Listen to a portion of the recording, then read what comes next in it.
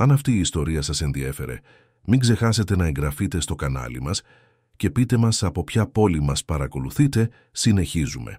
Η έπαυλη των Αλμέιδα Βασιλείου, χτισμένη στην καρδιά της συνοικίας Κολονάκη στην Αθήνα, ήταν κάτι περισσότερο από μια πολυτελής κατοικία.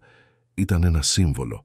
Οι πορτογαλικές μαρμάρινες κολόνες της, οι κρυστάλλινοι πολυέλαιοι εισαγόμενοι από την Ιταλία, οι κήποι της σχεδιασμένοι από βραβευμένους αρχιτέκτονες τοπίου, όλα αυτά φώναζαν δύναμη. Και εκείνο το Σαββατόβραδο, κάτω από τον ουρανό του Σεπτεμβρίου που άρχιζε να αναγγέλει την Αθηναϊκή Άνοιξη, η έπαυλη ανέπνεε χλειδί από κάθε γωνιά. Περισσότεροι από 200 άνθρωποι κυκλοφορούσαν στις ευρύχωρες αίθουσες, στη βεράντα που έβλεπε στην φωτισμένη πισίνα, στους διαδρόμους διακοσμημένους με έργα τέχνης που άξιζαν περισσότερο από όσα θα κέρδιζαν οι περισσότεροι Έλληνες σε 10 ολόκληρες ζωές. Γνωστοί πολιτικοί της τηλεόρασης, επιχειρηματίες των οποίων τα ονόματα κοσμούσαν τις οικονομικές σελίδες των εφημερίδων, διασημότητες που πόζαραν για περιοδικά κουτσομπολιού, όλοι συγκεντρωμένοι εκεί για να γιορτάσουν τη δισεκατομμυριούχο συγχώνευση μεταξύ δύο κολοσσών του τομέα των τηλεπικοινωνιών. Το πάρτι ήταν από εκείνα που θα εμφανίζονταν στις ειδήσεις της επόμενης ημέρας, με φωτογραφίες από ακριβά φορέματα και στρατηγικά χαμόγελα. Η Μαρίνα Αλμέιδα Βασιλείου, η οικοδέσποινα, γλιστρούσε ανάμεσα στους καλεσμένους με την υπολογισμένη κομψότητα κάποιου που γεννήθηκε γνωρίζοντας ότι ο κόσμος της όφιλε σεβασμό. Στα 42 της διατηρούσε μια άψογη εμφάνιση χάρη σε μηνιαίες αισθητικές θεραπείες, σε αποκλειστικές κλινικές, προσωπικούς γυμναστές που την ξυπνούσαν στις 5 το πρωί και μια διατροφική πειθαρχία που απέκλειε οτιδήποτε θα μπορούσε να απειλήσει τη σιλουέτα της. Το κόκκινο φόρεμα που φορούσε εκείνο το βράδυ είχε κοστίσει πάνω από 50.000 ευρώ και είχε επιλεγεί 3 μήνες νωρίτερα σε μια μπουτίκ στο Μιλάνο. Τα ξανθά μαλλιά της έπεφταν σε τέλειους κυματισμούς στους ώμους της, κάθε τρίχα στην ακριβή θέση που έπρεπε να βρίσκεται. Καθώς χαμογελούσε στους καλεσμένους, τα κατάλευκα δόντια της αντανακλούσαν το φως των πολυελαίων σαν γυαλισμένες πέρλες. Αλλά πίσω από αυτό το άψογο χαμόγελο, η Μαρίνα κουβαλούσε ένα κενό που καμία αισθητική θεραπεία δεν μπορούσε να γεμίσει. Ο γάμος της με τον Εδουάρδο Βασιλείου, έναν από τους πλουσιότερους άνδρες της χώρας, ήταν μια πρόσωψη που διατηρούνταν από συμφέρον προγαμιαία συμβόλαια και κοινωνικές εμφανίσεις. Ο Εδουάρδος, στα 46 του, διοικούσε μια αυτοκρατορία επενδύσεων που κινούσε δισεκατομμύρια. Αλλά μέσα στο σπίτι ήταν ένας συναισθηματικά εξαντλημένος άνδρας, παγιδευμένος σε μια σχέση που εδώ και πολύ καιρό είχε χάσει κάθε ίχνος αγάπης ή αμοιβαίου σεβασμού. Ανάμεσα στις πολυτελείς αίθουσες, σχεδόν αόρατη μέσα στο μεγαλείο κυκλοφορούσε η Ιουλία Μέντες. Ήταν 27 ετών, αλλά το πρόσωπό της έφερε μια ωριμότητα που προερχόταν από κάποια που είχε μάθει πολύ νωρίς ότι η ζωή δεν έδινε ανάπαυλα στους φτωχούς. Γεννημένη και μεγαλωμένη στον Ασπρόπυργο, μια από τις μεγαλύτερες κοινότητες της Αθήνας, η Ιουλία γνώριζε καλά την βάναυση αντίθεση μεταξύ των δύο πλευρών της ίδιας πόλης. Από τη μία, οι στενοί δρόμοι και τα στριμωγμένα σπίτια όπου μεγάλωσε, όπου η μητέρα της δούλευε ως οικιακή βοηθός σε όλη της τη ζωή, για να συντηρήσει 3 παιδιά μόνη της. Από την άλλη, οι επαύλεις, σαν αυτή, όπου το μπάνιο των επισκεπτών ήταν μεγαλύτερο από το σαλόνι όπου η Ιουλία είχε περάσει όλη της την παιδική ηλικία. Εκείνο το βράδυ, η Ιουλία δεν ήταν εκεί ως νταντά του μικρού Γαβριήλ, του μοναχογιού της Μαρίνας και του Εδουάρδου. Ήταν εκεί ως επιπλέον βοηθός, κρατώντας έναν βαρύ δίσκο με ποτήρια γαλλικής σαμπάνιας που κόστιζαν περισσότερο αναμπουκάλι από όσα κέρδιζε εκείνη σε ένα μήνα. Φορούσε μια μαύρη και άσπρη στολή, διακριτική, σχεδόν μια μεταμφίεση αορατότητας. Οι άνθρωποι έπαιρναν τα ποτήρια χωρίς να κοιτάξουν το πρόσωπό της, χωρίς ένα ευχαριστώ, χωρίς να αναγνωρίσουν ότι υπήρχε ένα άτομο που κρατούσε εκείνον τον δίσκο.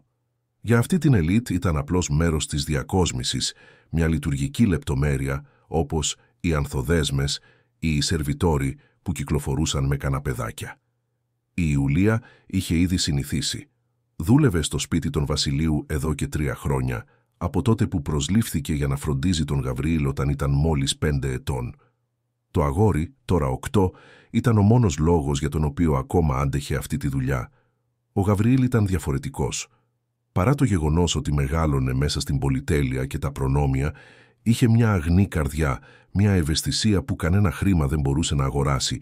Έλεγε στην Ιουλία το όνομά της, την αγκάλιαζε όταν ερχόταν το πρωί.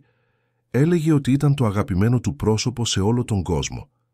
Για ένα αγόρι που ζούσε περιτριγυρισμένο από νταντάδες, οδηγούς, ιδιωτικούς δασκάλους και απόντες γονείς, η Ιουλία ήταν το μόνο ασφαλές λιμάνι. Αλλά η Μαρίνα το μισούσε αυτό. Μισούσε να βλέπει τον γιο της, να προτιμά την παρέα της νταντάς από τη δική της. Μισούσε όταν ο Γαβριήλ έτρεχε στην αγκαλιά της Ιουλίας αντί να την αναζητά εκείνη. Και αυτό το μίσος, σιωπηλό και αυξανόμενο, έπαιρνε όλο και πιο επικίνδυνες διαστάσεις. Εκείνο το βράδυ, καθώς η Ιουλία κυκλοφορούσε με τον δίσκο, ένιωθε το βάρος του βλέμματος της Μαρίνας πάνω της. Ήταν σαν η αφεντικίνα να περίμενε την κατάλληλη στιγμή για να επιτεθεί, σαν μια θηρευτής που παρακολουθεί το θύραμά της. Και η Ιουλία δεν έκανε λάθος. Γύρω στις 10 το βράδυ, όταν το πάρτι ήταν ήδη σε πλήρη εξέλιξη και η σαμπάνια είχε ήδη λύσει τις γλώσσες των καλεσμένων, η Μαρίνα αποφάσισε ότι ήταν ώρα να ταπεινώσει την νταντά μπροστά σε όλους. Η Ιουλία ήταν κοντά στον εισαγόμενο ιταλικό καναπέ, εκείνον που είχε κοστίσει μια περιουσία και που η Μαρίνα λάτρευε να επιδεικνύει στις φίλες της, όταν άκουσε την οξία, φωνή της αφεντικίνας να κόβει τον αέρα σαν λεπίδα. «Μαρίνα, δεν θα πιστέψεις τι έκανε αυτή η ανίκανη», είπε η Μαρίνα αρκετά δυνατά, ώστε η μισή αίθουσα να κοιτάξει προς το μέρος τους. Η Ιουλία ένιωσε το αίμα της να παγώνει. Δεν είχε κάνει τίποτα, απολύτως τίποτα, αλλά ήδη γνώριζε αυτόν τον τόνο φωνής, αυτή τη σκληρή σκηνοθεσία. Η Μαρίνα πλησίασε με σταθερά βήματα, τα ψιλοτάκουνα της να χτυπούν στο μαρμάρινο πάτωμα σαν σφυροκοπήματα. Πίσω της, μια μικρή ομάδα φίλων της, εξίσου ντυμένες με επώνυμα ρούχα, παρακολουθούσαν τη σκηνή με βλέμματα ανωτερότητας και προσδοκίας διασκέδασης. «Κοίτα τι έκανες στον καναπέ μου», η Μαρίνα έδειξε τον αψεγάδια στο καναπέ, όπου δεν υπήρχε απολύτως τίποτα λάθος. Η Ιουλία άνοιξε το στόμα της για να αμυνθεί, αλλά πριν προλάβει να πει λέξη, η Μαρίνα πήρε ένα γεμάτο ποτήρι σαμπάνια από τα χέρια ενός σερβιτόρου που περνούσε και, με μια θεατρική και υπολογισμένη κίνηση, έχισε όλο το χρυσό υγρό πάνω στον ιταλικό καναπέ. Η σαμπάνια έτρεξε πάνω στο λεπτό ύφασμα, λεκιάζοντας, μουσκεύοντας. Οι γύρω άνθρωποι έβγαλαν επιφωνήματα προσποιητού σοκ. Η Μαρίνα σταύρωσε τα χέρια της με μια έκφραση τέλεια σκηνοθετημένης αγανάκτησης. «Καθάρισε το τώρα», διέταξε, δείχνοντας τον καναπέ. «Μπροστά σε όλους. Θέλω να σε δω στα γόνατα να καθαρίζεις τη βρωμιά που προκάλεσες». Η Ιουλία ένιωσε τον λαιμό της να σφίγγεται. Τα μάτια της έκαιγαν, αλλά κατάπιε τα δάκρυά της με όλη τη δύναμη που μπόρεσε να συγκεντρώσει. Δεν θα έδινε στη Μαρίνα την ικανοποίηση να την δει να κλαίει. Όχι εκεί. Όχι μπροστά σε αυτούς τους ανθρώπους που ήδη την κοιτούσαν σαν να ήταν λιγότερο από τίποτα. «Κυρία Μαρίνα, εγώ δεν...» προσπάθησε να εξηγήσει η Ιουλία, αλλά διακόπηκε. «Μην μου απαντάς. Καθάρισε. Τώρα». Όλο το σαλόνι ήταν σιωπηλό παρακολουθώντας. 200 ζευγάρια μάτια καρφωμένα πάνω της. 200 άνθρωποι μάρτυρες της ταπείνωσής της. Η Ιουλία έσκυψε το κεφάλι, άφησε τον δίσκο σε ένα κοντινό τραπέζι και περπάτησε μέχρι τον καναπέ. Τα γόνατά της άγγιξαν το κρύο μαρμάρινο πάτωμα και άρχισε να σκουπίζει τη σαμπάνια με ένα πανί που της έδωσε μία από τις υπηρέτριες. Επίσης με το κεφάλι σκυμμένο, επίσης ντροπιασμένη από συσχέτιση. Καθώς καθάριζε, η Ιουλία άκουγε τα χαμηλά σχόλια γύρω της. «Τι απροσεξία! Αυτά τα κορίτσια δεν ξέρουν την αξία των πραγμάτων. Τυχερή που έχει τέτοια δουλειά». Οι λέξεις ψιθυρίζονταν, αλλά αρκετά δυνατά για να τις ακούσει όλες. Κάθε φράση ήταν σαν ένα χαστούκι στο πρόσωπο. Από την άλλη πλευρά του σαλονιού, κοντά στη μαρμάρινη σκάλα που οδηγούσε στον δεύτερο όροφο, ο Εδουάρδος Βασιλείου παρακολουθούσε τα πάντα. Κρατούσε ένα ποτήρι ουίσκι που ήταν ήδη μισοάδιο, αλλά δεν ήταν το ποτό που βάραινε στα χέρια του. Ήταν η ενοχή, η ντροπή, η αδυναμία.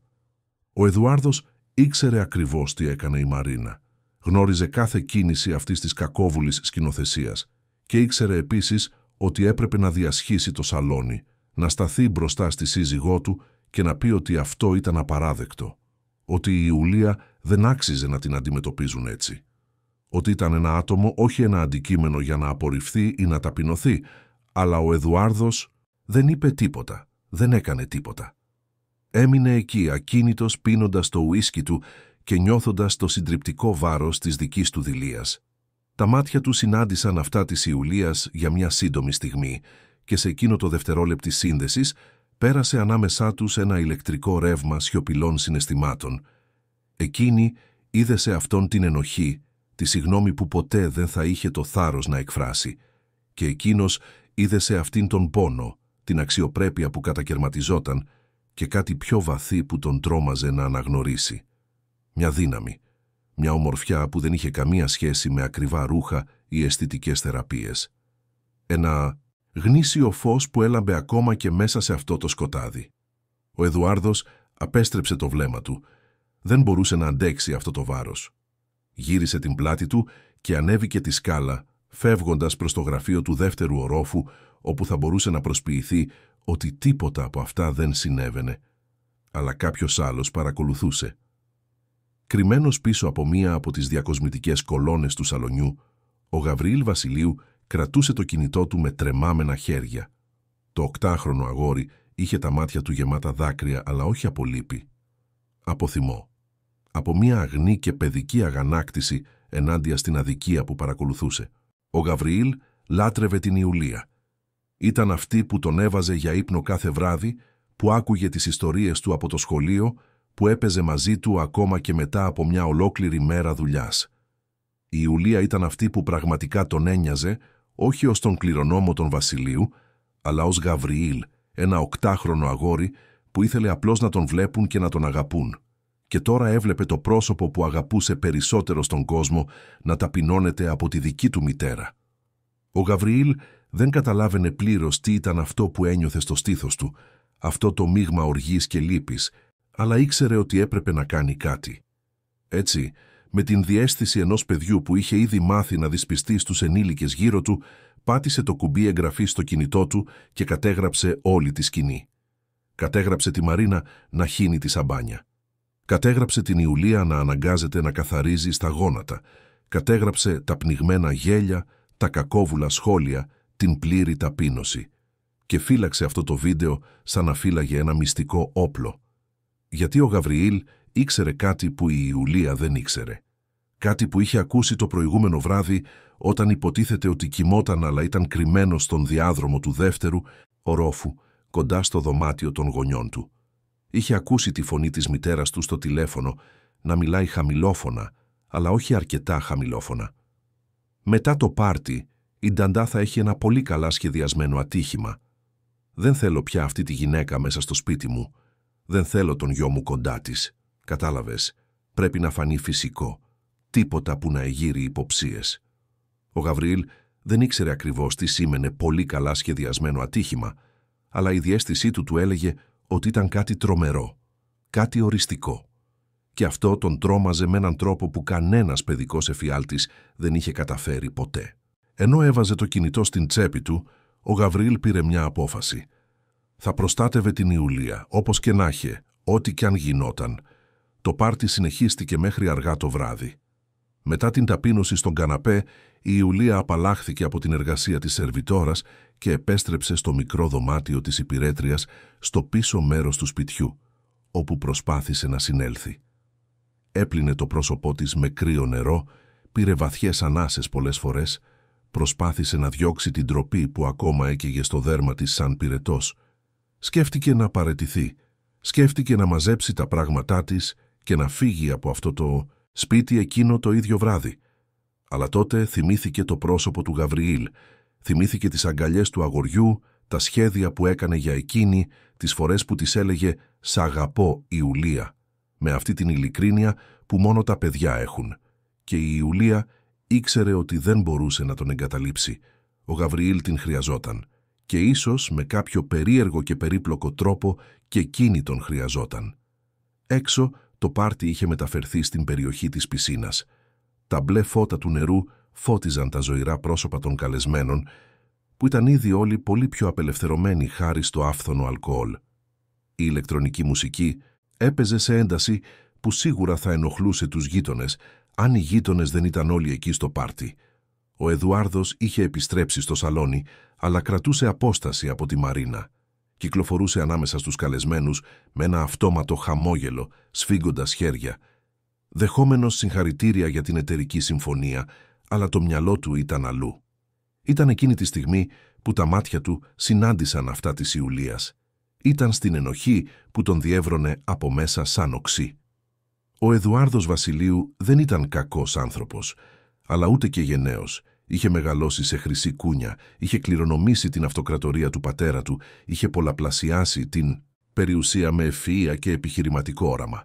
Αλλά όταν επρόκειτο να αντιμετωπίσει τη Μαρίνα, μεταμορφωνόταν σε δειλό. Εκείνη είχε δύναμη πάνω του, γνώριζε τα μυστικά του, τις αδυναμίες του, τις ανασφάλειές του. Ο γάμος ήταν μια χρυσή φυλακή και ο Εδουάρδος είχε εδώ και πολύ καιρό παραιτηθεί από την αναζήτηση του κλειδιού. Αλλά η Ιουλία ήταν διαφορετική. Στα 3 χρόνια που δούλεψε στο σπίτι, ο Εδουάρδος δεν μπόρεσε να μην την παρατηρήσει. Πρώτα ως μια σιωπηλή και αποτελεσματική παρουσία. Μετά ως κάποια που αντιμετώπιζε τον γιο του με μια γνήσια στοργή που ούτε ο ίδιος δεν ήξερε να προσφέρει. Και τότε σιγά σιγά ως μια γυναίκα. Μια όμορφη, έξυπνη, δυνατή γυναίκα. Μια γυναίκα που είχε πολύ περισσότερη ουσία από όλες αυτές τις άδειες κοσμικές κυρίες που κυκλοφορούσαν στο πάρτι. Ο Εδουάρδος ήξερε ότι αυτές οι σκέψεις ήταν επικίνδυνες. Ήξερε ότι πλησίαζε μια γραμμή που δεν έπρεπε να διασχίσει. Αλλά η μοναξιά έκανε περίεργα πράγματα στους ανθρώπους και αυτός ήταν βαθιά μόνος εδώ και χρόνια. Κοντά στην πισίνα, ο Γαβριήλ έπαιζε με μερικά άλλα παιδιά εξίσου πλούσιων καλεσμένων, αλλά δεν έδινε πραγματικά προσοχή στο παιχνίδι. Τα μάτια του συνέχιζαν να ψάχνουν την Ιουλία, βεβαιώνονταν ότι ήταν καλά, ότι ήταν ασφαλής.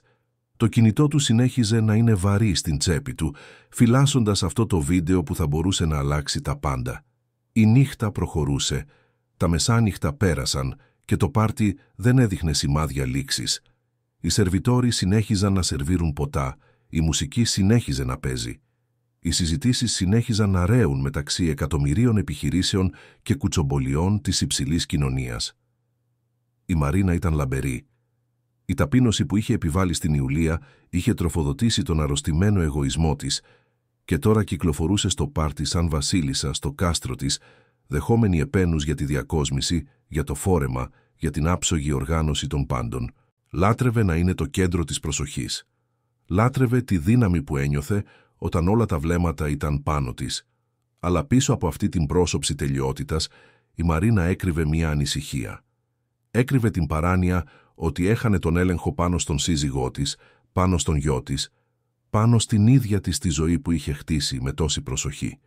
Και όλα αυτά εξαιτίας αυτής της ασήμαντης νταντάς που είχε τολμήσει να γίνει πολύ σημαντική μέσα στο σπίτι της. Γι' αυτό είχε κάνει εκείνο το τηλεφώνημα το προηγούμενο βράδυ. Γι' αυτό είχε προσλάβει εκείνον τον άνδρα που θα έλυνε το πρόβλημα διακριτικά και οριστικά. Η Ιουλία Μέντεζ έπρεπε να εξαφανιστεί. Και μετά το πάρτι, όταν όλη αυτή η γιορτή θα τελείωνε και οι καλεσμένοι θα έφευγαν, το σχέδιο θα εκτελούνταν. Η Μαρίνα κοίταξε το ρολόι. Έμενε λίγο. Έμενε τόσο λίγο. Από την άλλη πλευρά της πισίνας η Ιουλία είχε βγει από το πίσω δωμάτιο και τώρα παρακολουθούσε το πάρτι από μακριά, ακουμπισμένη στον τοίχο της εξωτερικής κουζίνας. Δεν ήθελε να είναι εκεί, αλλά ούτε μπορούσε να απομακρυνθεί εντελώς. Κάτι της έλεγε να μείνει, να μην χαλαρώσει την προσοχή της. Ένα ένστικτο επιβίωσης που είχε αναπτύξει όλα αυτά τα χρόνια, ζώντας σε επικίνδυνα μέρη, όπου ένα δευτερόλεπτο απροσεξίας μπορούσε να κοστίσει ακριβά. Ο Γαβριήλ είδε την Ιουλία και έτρεξε κοντά της, αγκαλιάζοντας τη μέση της σφιχτά. Η νταντά τον τύλιξε στην αγκαλιά της, νιώθοντας το βάρος αυτής της παιδικής αγκαλιάς που κουβαλούσε τόση αγνή και άνεφορον αγάπη. «Ιουλία, είσαι καλά?» ρώτησε το αγόρι κοιτάζοντας ψηλά με εκείνα τα καστανά μάτια γεμάτα ανησυχία. «Είμαι, αγάπη μου. Είμαι καλά», είπε ψέματα η Ιουλία, χαϊδεύοντας τα μαλλιά του. «Διασκεδάζεις στο πάρτι?» «Όχι πολύ», μουρμούρισε ο Γαβριήλ πιέζοντας το πρόσωπό του στην κοιλιά της. «Θα ήθελα να φύγουν όλοι». Η Ιουλία γέλασε χαμηλόφωνα, ένα θλιβερό γέλιο. «Σύντομα, σύντομα θα φύγουν. Και τότε θα διαβάσουμε μια ιστορία πριν κοιμηθείς, τι λες?» «Εντάξει», συμφώνησε ο Γαβριήλ, αλλά δεν άφησε την αγκαλιά. Ήθελε να πει στην Ιουλία τι είχε ακούσει, για το σχεδιασμένο ατύχημα, για τον κίνδυνο που διέτρεχε. Αλλά οι λέξεις έμεναν κολλημένες στον λαιμό του, πολύ βαριές για να τις κουβαλήσει ένα 8χρονο αγόρι μόνο του. Έτσι, απλώς την αγκάλιασε πιο σφιχτά, σαν να μπορούσε να την προστατεύσει μόνο με εκείνη την αγκαλιά. Και η Ιουλία, χωρίς να γνωρίζει τον κίνδυνο που την περιέβαλε, απλώς έμεινε εκεί, αγκαλιάζοντας πίσω εκείνο το αγόρι που ήταν το μόνο αληθινό φως σε αυτό το σπίτι σκιών και ψεμάτων. Δεν ήξερε ότι τις επόμενες ώρες όλα θα άλλαζαν, ότι η ζωή της θα ανατρεπόταν με έναν τρόπο που ποτέ δεν θα μπορούσε να φανταστεί, ότι η μοίρα επρόκειτο να την δοκιμάσει με έναν βίαιο και οριστικό τρόπο. Το μόνο που ήξερε εκείνη τη στιγμή ήταν ότι ο Γαβριήλ ήταν ασφαλής στην αγκαλιά της. Και προς το παρόν αυτό ήταν αρκετό. Η πισίνα συνέχιζε να φωτίζεται, αντανακλώντας το μπλε φως στα μεθυσμένα πρόσωπα των καλεσμένων. Η μουσική έπαιζε, η σαμπάνια έρεε και η νύχτα, μακρά και γεμάτη μυστικά, απήχε ακόμα πολύ από το να τελειώσει. Το πάρτι είχε περάσει τη 1 το πρωί όταν ο Γαβριήλ τελικά κοιμήθηκε. Η Ιουλία τον πήγε στο δωμάτιό του, έναν τεράστιο χώρο διακοσμημένο με ειδικά σχεδιασμένα έπιπλα και ακριβά παιχνίδια που το αγόρι σπάνια χρησιμοποιούσε. Ήταν κουρασμένος αλλά ανήσυχος, γυρνώντας στο κρεβάτι ενώ η Ιουλία του έστρωνε την κουβέρτα. «Ιουλία, δεν θα φύγεις, έτσι δεν είναι?» ρώτησε ξαφνικά με εκείνη τη μικρή φωνή που χρησιμοποιούσε όταν φοβόταν πραγματικά. Η Ιουλία κάθισε στην άκρη του κρεβατιού και χάιδεψε το πρόσωπό του με τρυφερότητα. «Φυσικά και όχι, αγάπη μου. Θα είμαι εδώ όποτε με χρειαστείς». Ο Γαβριήλ την κοίταξε για μια μεγάλη στιγμή, σαν να αποφάσιζε αν έπρεπε ή όχι να της πει τι ήξερε. Τα μικρά του δάχτυλα έσφιξαν το χέρι της Ιουλίας με δύναμη. «Υπόσχεσαι?» «Υπόσχομαι», χαμογέλασε η Ιουλία, αν και ένιωσε ένα περίεργο τσίμπημα στο στήθος της. Αυτή η ερώτηση είχε κάτι το απελπισμένο, κάτι που ξεπερνούσε την κανονική ανασφάλεια ενός παιδιού. «Τώρα κοιμήσου, εντάξει, αύριο θα παίξουμε όλη μέρα». Ο Γαβριήλ έκλεισε επιτέλους τα μάτια του, αλλά τα χέρια του συνέχισαν να κρατούν αυτά της Ιουλίας μέχρι που ο ύπνος τον νίκησε εντελώς. Εκείνη έμεινε εκεί για λίγα λεπτά ακόμα, απλώς παρατηρώντας το ήρεμο πρόσωπο του αγοριού και ένιωσε ένα κύμα αγάπης τόσο δυνατό που σχεδόν πονούσε. Αυτό το αγόρι ήταν ο λόγος για τον οποίο άντεχε τα πάντα. Τις ταπεινώσεις, τα περιφρονητικά βλέμματα, τη μοναξιά του να ζει σε έναν κόσμο που δεν ήταν δικός της. Όταν τελικά βγήκε από το δωμάτιο, η Ιουλία κατέβηκε την υπηρεσιακή σκάλα που οδηγούσε στο πίσω μέρος του σπιτιού. Το πάρτι συνεχιζόταν ακόμα έξω, αλλά πιο άδειο. Πολλοί καλεσμένοι είχαν ήδη φύγει και αυτοί που έμεναν ήταν οι πιο ανθεκτικοί, αυτοί που δεν ήθελαν να τελειώσει η νύχτα. Η Ιουλία περπάτησε μέχρι το δωμάτιό της στο πίσω μέρος, αλλά όταν πέρασε από την κουζίνα, είδε μέσα από το παράθυρο κάτι που την έκανε να σταματήσει.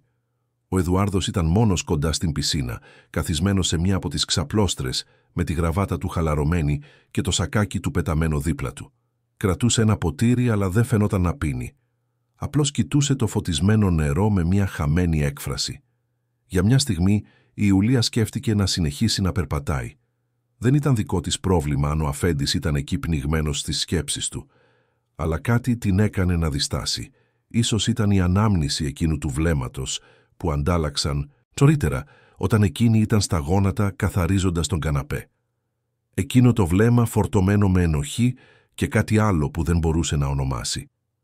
Η Ιουλία βγήκε από την πόρτα της κουζίνας και περπάτησε αργά μέχρι την περιοχή της πισίνας. Ο Εδουάρδος σήκωσε τα μάτια του όταν την είδε να πλησιάζει και για μια στιγμή φάνηκε έκπληκτος. Τότε έκανε μια αόριστη χειρονομία με το χέρι του, σαν να την καλούσε να καθίσει. «Δεν θα έπρεπε να κοιμάσαι?» ρώτησε και η φωνή του βγήκε πιο απαλή από ό,τι περίμενε η Ιουλία. «Ο Γαβριήλ κοιμάται ήδη. Εγώ πήγαινα στο δωμάτιό μου», απάντησε, αλλά δεν κουνήθηκε. Έμεινε εκεί ακίνητη, λίγα μέτρα μακριά, χωρίς να ξέρει ακριβώς γιατί δεν είχε απλώς φύγει. Ο Εδουάρδος αναστέναξε βαθιά, περνώντας το χέρι του μέσα στα μαλλιά του, με μια κίνηση κούρασης. Το πάρτι ήταν επιτυχία σύμφωνα με τη σύζυγό μου. Όλοι το λάτρεψαν. Όλα τέλεια. Η Ιουλία δεν είπε τίποτα. Απλώς περίμενε γιατί ήξερε ότι είχε κι άλλα να πει. Εκτός από εκείνο το μέρος όπου σε ταπείνωσε μπροστά σε 200 ανθρώπους, συνέχισε ο Εδουάρδος και τώρα η φωνή του έφερε ένα βάρος ντροπής. Είδα τα πάντα και δεν έκανα τίποτα, είμαι δειλός. Οι λέξεις έμειναν αιωρούμενες στον αέρα ανάμεσά τους. Η Ιουλία δεν το περίμενε αυτό. Δεν περίμενε να το αναγνωρίσει, να το παραδεχτεί φωναχτά. Δεν ήξερε τι να πει, οπότε απλώς έμεινε σιωπηλή. Ο Εδουάρδος την κοίταξε επιτέλους στα μάτια. «Λυπάμαι πολύ, Ιουλία. Πραγματικά. Δεν το άξιζες αυτό». «Όχι, δεν το άξιζα», απάντησε χαμηλόφωνα η Ιουλία και υπήρχε μια σταθερότητα στη φωνή της που τον εξέπληξε. «Αλλά το να ευχαριστείς τώρα δεν αλλάζει τίποτα. Δεν σβήνει αυτό που συνέβη».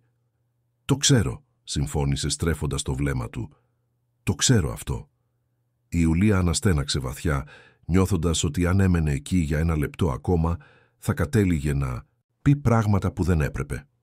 «Καληνύχτα, κύριε Εδουάρδο», είπε, και γύρισε την πλάτη της για να επιστρέψει στο σπίτι. Η Ιουλία περίμενε. Ο Εδουάρδος σηκώθηκε από την ξαπλώστρα. Εκείνη σταμάτησε, αλλά δεν γύρισε. «Γιατί μένεις? Γιατί αντέχεις όλα αυτά?» Άργησε λίγα δευτερόλεπτα να απαντήσει. «Γιατί χρειάζομαι τη δουλειά? Γιατί έχω μια μητέρα και 2 αδέρφια που εξαρτώνται από τα χρήματα που στέλνω κάθε μήνα. Και επειδή ο Γαβριήλ χρειάζεται κάποιον που πραγματικά τον νοιάζεται, όχι ανθρώπους που είναι εκεί μόνο από υποχρέωση ή από συμφέρον». Όταν η Ιουλία τελικά τον κοίταξε, ο Εδουάρδος είδε στα μάτια της μια δύναμη που τον έκανε να νιώσει ακόμα μικρότερος. «Είστε ένας πλούσιος και ισχυρός άνδρας, κύριε Εδουάρδο, αλλά μέσα σε αυτό το σπίτι είστε κι εσείς φυλακισμένος. Η διαφορά είναι ότι εγώ ξέρω γιατί είμαι εδώ. Εσείς ξέρετε γιατί είστε». Και τότε έφυγε, αφήνοντας τον Εδουάρδο μόνο με εκείνες τις λέξεις που χτύπησαν ακριβώς στο πιο οδυνηρό σημείο της ύπαρξής του. Ξανακάθισε στην ξαπλώστρα, τώρα κρατώντας το ποτήρι με περισσότερη δύναμη, νιώθοντας το συντριπτικό βάρος μιας ολόκληρης ζωής επιλογών που τον οδήγησαν να είναι ακριβώς αυτός που ήταν. Ένας πλούσιος και άδειος άνδρας. Ένας ισχυρός και δειλός άνδρας. Μέσα στο σπίτι η Μαρίνα παρακολουθούσε τα πάντα από ένα παράθυρο του δεύτερου ορόφου. Είχε δει τον σύζυγό της να συνομιλεί με την Νταντά. Είχε δει την εγκύτητα μεταξύ τους και αυτό άναψε μια ακόμα μεγαλύτερη οργή μέσα της. Τα τέλεια φτιαγμένα νύχια της καρφώθηκαν στην παλάμη του χεριού της. Πήρε το κινητό της και έγραψε ένα γρήγορο μήνυμα. Προχώρησε το σχέδιο. Τώρα. Σήμερα κιόλας. Η απάντηση ήρθε δευτερόλεπτα αργότερα. «Κατανοητό». Η Μαρίνα χαμογέλασε. Ένα παγωμένο και υπολογισμένο χαμόγελο. Αύριο το πρωί η Νταντά δεν θα ήταν πια εκεί για να προκαλεί προβλήματα. Δεν θα ήταν πια εκεί για να κλέβει την προσοχή του γιού της. Δεν θα ήταν πια εκεί για να ρίχνει αυτά τα βλέμματα στο σύζυγό της. Όλα θα επέστρεφαν στην κανονικότητα. Όλα θα επέστρεφαν στον έλεγχο. Η Ιουλία έφτασε στο δωμάτιό της και κλείδωσε την πόρτα όπως έκανε πάντα. Ο χώρος ήταν μικρός, απλός, με ένα μονό κρεβάτι, μια παλιά ντουλάπα και ένα παράθυρο που έβλεπε στον ψηλό τοίχο της πίσω αυλής. Αλλά ήταν δικός της. Ήταν το μόνο μέρος σε αυτή την έπαυλη όπου μπορούσε να αναπνεύσει χωρίς να νιώθει το βάρος των επικριτικών βλεμμάτων. Ξάπλωσε ακόμα ντυμένη, κοιτάζοντας το ταβάνι και αναπολώντας νοερά τη συνομιλία με τον Εδουάρδο. Γιατί το είχε πει αυτό? Γιατί είχε υπάρξει τόσο άμεση, τόσο ειλικρινής? Έπρεπε απλώς να τον ευχαριστήσει και να φύγει. Αλλά οι λέξεις είχαν βγει πριν προλάβει να τις ελέγξει. Η Ιουλία σκέφτηκε τη μητέρα της, την κυρία Αμέλεια, που δούλευε 30 χρόνια καθαρίζοντας σπίτια πλουσίων. Σκέφτηκε τα μικρότερα αδέρφια της, τον Ροδρίγο και την Αμάντα, που κατάφερναν να σπουδάζουν σε ένα δημόσιο πανεπιστήμιο χάρη στα χρήματα που έστελνε ευλαβικά κάθε μήνα. Σκέφτηκε όλα όσα είχε θυσιάσει για να φτάσει ως εκεί. Την αξιοπρέπεια, την περηφάνεια, την ευκαιρία να έχει μια δική της ζωή. Αλλά άξιζε τον κόπο. Έπρεπε να αξίζει. Γιατί αλλιώς τι απέμενε? Δεν μπόρεσε να κοιμηθεί καλά εκείνο το βράδυ. Γυρνούσε στο κρεβάτι, ξυπνούσε πολλές φορές με θορύβους που έρχονταν από έξω, με τους τελευταίους καλεσμένους να φεύγουν επιτέλους, με τη βαριά σιωπή που απλώθηκε στην έπαυλη όταν το πάρτι τελείωσε οριστικά. Όταν άρχισε να ξημερώνει ο ήλιος, η Ιουλία σηκώθηκε και έκανε ένα γρήγορο ντους. Φόρεσε ένα τζιν παντελόνι και μια απλή μπλούζα, έπιασε τα μαλλιά της σε μια αλογοουρά και πήγε στην κουζίνα να ετοιμάσει το πρωινό του Γαβριήλ, όπως έκανε κάθε πρωί. Το σπίτι ήταν σιωπηλό. Οι υπάλληλοι του πάρτι είχαν ήδη φύγει και το ζευγάρι των μόνιμων υπαλλήλων που φρόντιζε για την καθαριότητα δεν είχε φτάσει ακόμα. Η Ιουλία απολάμβανε αυτές τις στιγμές ηρεμίας όταν ήταν μόνο εκείνη και η τεράστια κουζίνα, ετοιμάζοντας τηγανίτες και χυμό πορτοκαλιού για το αγόρι. Ο Γαβριήλ εμφανίστηκε λίγο μετά τις 8, ακόμα με τις πιτζάμες του, με τα μαλλιά του ακατάστατα και τα μάτια του γεμάτα ύπνο. Έριξε τον εαυτό του στην καρέκλα της κουζίνας και ακούμπησε το κεφάλι του στο τραπέζι. «Καλημέρα, νησταλέα», χαμογέλασε η Ιουλία, βάζοντας το πιάτο με τις τηγανίτες μπροστά του. «Κοιμήθηκες καλά?» «Περίπου», μουρμούρισε ο Γαβριήλ. «Είχα εφιάλτη». «Με τι?» Το αγόρι δίστασε, ανακατεύοντας το πυρούνι χωρίς να πάρει φαγητό. «Με σένα να φεύγεις». Η Ιουλία κάθισε δίπλα του και του κράτησε το μικρό χέρι. «Δεν πάω πουθενά, αγάπη μου. Σου το έχω ήδη πει». Ο Γαβριήλ την κοίταξε με εκείνα τα μάτια που ήταν πολύ σοβαρά για ένα 8χρονο παιδί. «Υπόσχεσαι, αλήθεια, μα υπόσχομαι». Τελικά άρχισε να τρώει, αλλά η Ιουλία αντιλήφθηκε ότι κάτι τον ενοχλούσε, κάτι πέρα από τους συνηθισμένους παιδικούς εφιάλτες. Σχεδόν ρώτησε, αλλά εκείνη τη στιγμή η Μαρίνα μπήκε στην κουζίνα φορώντας μια μεταξωτή ρόμπα και τεράστια μαύρα γυαλιά, προφανώς υποφέροντας από πονοκέφαλο μετά το πάρτι. «Γαβριήλ, πήγαινε στο δωμάτιό σου. Πρέπει να μιλήσω με την Ιουλία», διέταξε η Μαρίνα με ψυχρή φωνή. Το αγόρι κοίταξε την Ιουλία με πανικό στα μάτια, αλλά εκείνη του έδωσε ένα καθησυχαστικό χαμόγελο. «Πήγαινε, αγάπη μου, σε λίγο θα τα πούμε». Ο Γαβριήλ βγήκε αργά, σέρνοντας τα πόδια του, αλλά σταμάτησε στην πόρτα και κοίταξε πίσω μια τελευταία φορά πριν ανέβει τη σκάλα. Η καρδιά του χτυπούσε γρήγορα. Ήξερε ότι κάτι κακό επρόκειτο να συμβεί. Μόλις έμειναν μόνες, η Μαρίνα έβγαλε τα μαύρα γυαλιά της και κοίταξε την Ιουλία με ένα βλέμμα που θα μπορούσε να παγώσει την κόλαση. «Σε είδα χθες να συνομιλείς με τον σύζυγό μου κοντά στην πισίνα. Πολύ οικία η συζήτηση, δεν νομίζεις?» Η Ιουλία ένιωσε το αίμα της να ζεσταίνεται, αλλά κράτησε τη φωνή της σταθερή. «Με κάλεσε. Απλώς απάντησα ευγενικά και έφυγα. Δεν με ενδιαφέρει. Ξεχνάς τη θέση σου εδώ». Η Μαρίνα έκανε ένα βήμα μπροστά, εισβάλλοντας τον προσωπικό χώρο της Ιουλίας. «Είσαι η νταντά. Τίποτα περισσότερο. Και έχω κουραστεί να βλέπω το γιο μου να σε προτιμά από εμένα». «Με όλο τον σεβασμό, κυρία Μαρίνα, ο Γαβριήλ με αναζητά γιατί του δίνω προσοχή», απάντησε η Ιουλία και τώρα υπήρχε μια σπίθα θυμού στη φωνή της. «Παίζω μαζί του. Τον ακούω. Είμαι παρούσα». Το χαστούκι ήρθε γρήγορα και με ακρίβεια, χτυπώντας το πρόσωπο της Ιουλίας με μια δύναμη που την έκανε να παραπατήσει στο πλάι. Ο πόνος εξεράγει στο μάγουλό της, ζεστός και σφίζων. Έβαλε το χέρι της στο πρόσωπό της, τα μάτια της διάπλατα από το σοκ. «Μην τολμήσεις να μου δώσεις μαθήματα για το πώς να μεγαλώσω τον γιο μου», σφύριξε η Μαρίνα, τρέμοντας από θυμό. «Δεν είσαι παρά μια υπηρέτρια, μια τυχερή φτωχή που έφερα μέσα στο σπίτι μου και μπορώ να σε διώξω από εδώ με ένα χτύπημα των δαχτύλων μου». Η Ιουλία αναστέναξε βαθιά, παλεύοντας με τα δάκρυα που απειλούσαν να πέσουν. Δεν θα έκλαιγε. Όχι μπροστά σε αυτή τη γυναίκα. «Λοιπόν, αυτό είναι. Θέλετε να φύγω?» Η Μαρίνα χαμογέλασε, ένα σκληρό και ικανοποιημένο χαμόγελο. «Όχι, ακόμα όχι. Πρώτα θα περάσεις όλη την Κυριακή εδώ, φροντίζοντας τον Γαβριήλ, καθαρίζοντας τη βρωμιά που έμεινε από το πάρτι, και αύριο το πρωί θα πάρεις τα πράγματά σου και θα εξαφανιστείς από τη ζωή μου. Κατάλαβες?» «Κατάλαβα», είπε χαμηλόφωνα η Ιουλία, κρατώντας ακόμα το πρόσωπό της. «Ωραία, τώρα εξαφανίσου από μπροστά μου». Η Ιουλία βγήκε από την κουζίνα με τρεμάμενα πόδια. Ανέβηκε την υπηρεσιακή σκάλα και πήγε κατευθείαν στο δωμάτιο του Γαβριήλ. Το αγόρι καθόταν στο κρεβάτι με το κινητό στα χέρια και τα μάτια του κόκκινα. «Ιουλία, σε πλήγωσε?» ρώτησε μόλις την είδε, σηκώνοντας απότομα. «Είμαι καλά, αγάπη μου. Ήταν απλώς...» Η Ιουλία προσπάθησε να χαμογελάσει, αλλά ο πόνος στο πρόσωπό της το καθιστούσε δύσκολο. Ήταν απλώς μία παρεξήγηση. «Δεν ήταν», φώναξε ο Γαβριήλ, και υπήρχε μια οργή στη φωνή του που τρόμαξε την Ιουλία. «Είναι κακιά. Ήταν πάντα κακιά. Και θα...» Σταμάτησε δαγκώνοντας το χείλος του. Οι λέξεις που είχε ακούσει το βράδυ στο τηλέφωνο επανήλθαν στο μυαλό του. Πολύ καλά σχεδιασμένο ατύχημα. «Θα τι, Γαβριήλ?» Η Ιουλία γονάτισε μπροστά του, κρατώντας τους ώμους του. «Μίλα μου». Αλλά ο Γαβριήλ δεν μπορούσε. Οι λέξεις ήταν πολύ μεγάλες, πολύ βαριές. Έτσι, απλώς έπεσε στην αγκαλιά της και έκλαψε, κρατώντας την σφιχτά, σαν να προσπαθούσε να την εμποδίσει να εξαφανιστεί. Η Ιουλία τον αγκάλιασε πίσω, χωρίς να καταλαβαίνει πλήρως, αλλά νιώθοντας ότι κάτι ήταν πολύ λάθος σε αυτή την κατάσταση. Κάτι που ξεπερνούσε μια σκληρή αφεντικίνα και μια δύσκολη δουλειά. Η Κυριακή πέρασε αργά.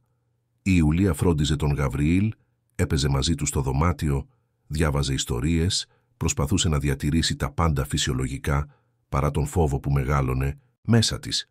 Το αγόρι δεν την άφηνε ούτε για ένα δευτερόλεπτο και αυτό την ανησυχούσε ακόμα περισσότερο.